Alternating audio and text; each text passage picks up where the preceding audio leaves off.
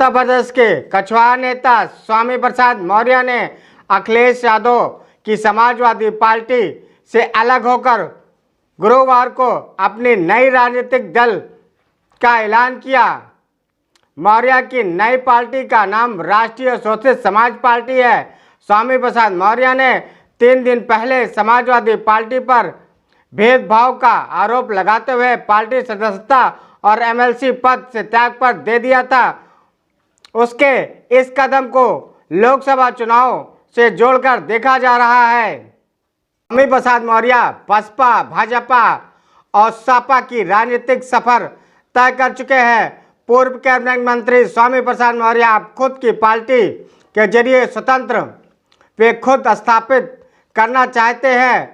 सुजापा के नेता अशोक राजभर और निषाद पार्टी के नेता संजय निषाद की तर्ज पर आगे बढ़ते हुए दिखाई दे रहे हैं, ताकि भविष्य में उनका अपना दल भी हो, विधायक भी हो और सत्ता में भागीदारी के लिए अपनी बात मनवाने की क्षमता हो। प्रसाद मौर्य अभी तक किसी बड़े राजनीतिक दल का हिस्सा रहे हैं। बसपा सरकार और संगठन में वे महत्वपूर्ण स्थिति में रहे हैं, जो भाजपा सरकार में भी उन्हें कैबिनेट मंत्री पद मिला था। उनकी बेटी संघमित्रा मौर्य भी भाजपा के टिकट पर पिछला लोकसभा चुनाव जीती हैं। विधानसभा चुनाव के ऐन पहले वह कैबिनेट मंत्री पद से इस्तीफा देकर सपा में आ गए थे। खुद विधानसभा चुनाव तो हार गए हैं और सपा उन्हें विधान परिषद में भेजने के साथ साथ राष्ट्रीय महासचिव पद भी नवाजा था। इन दलों में वह महत्वपूर्ण स्थिति में तो थे, पर स्वामी प्रसाद मौर्य ऐसे दल को खड़ा करना चाहते हैं जिसमें वे सर्वे सर्वा हो। अपने इस उद्देश्य में वह कितना सफल होते हैं यह आने वाला समय बताएगा। देखना यह है कि स्वामी प्रसाद मौर्य के सपा से अलग होने पर समाजवादी पार्टी को कितना नुकसान होता है।